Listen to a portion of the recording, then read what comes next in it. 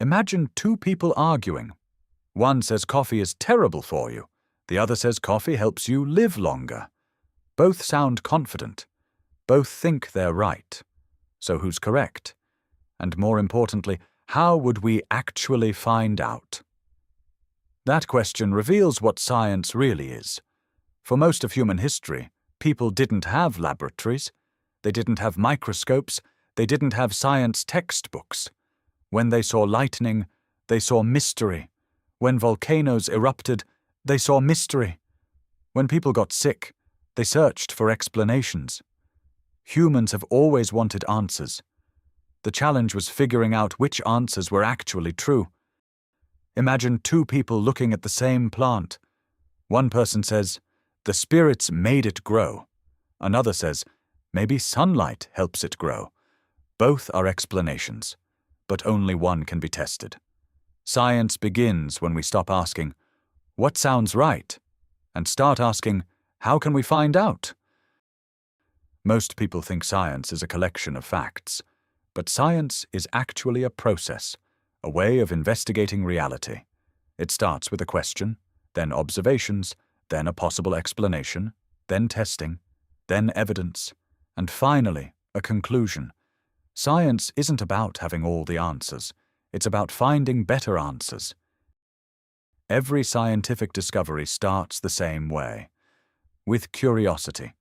Why do apples fall downward? Why do plants grow toward sunlight? Why do birds fly in formation? Why do stars shine? Why does lightning happen? Science starts when somebody notices something unusual and asks a question.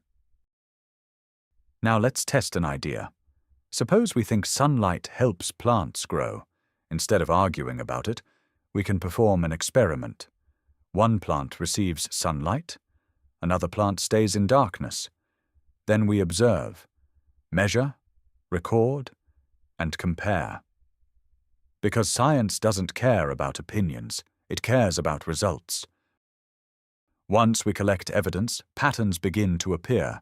The plant receiving sunlight grows taller, it develops more leaves, it stays healthier. The plant in darkness struggles. The evidence starts telling a story. And that story matters more than anybody's personal belief. In science, evidence is the judge. One of the most powerful things about science is that it can change. If better evidence appears, scientists change their minds. That isn't a weakness, it's a strength. Science doesn't protect old ideas. Science replaces old ideas with better ones. Every improvement brings us a little closer to understanding reality. A single experiment isn't enough. What if a mistake happened? What if the results were a coincidence? Scientists repeat experiments, again and again and again. The more times an idea survives testing, the more confidence we have in it. That's why science doesn't ask, "Can I prove I'm right?" It asks, "Can this survive every attempt to prove it wrong?" This process changed the world. Medicine, vaccines, airplanes, computers, smartphones, satellites, space exploration. None of these happened because someone guessed correctly. They happened because people observed, questioned, tested, measured, and followed the evidence. Science isn't a laboratory. Science isn't a textbook.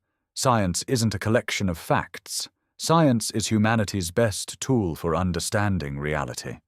A process built on curiosity, evidence, and the willingness to change our minds when new information appears. Because science isn't about being right. It's about getting closer to the truth. And in our next episode, we'll explore something surprising. If science is so powerful, why are scientists never completely certain about anything? If you learned something new today, don't forget to like and subscribe for more science adventures with BioBuddy.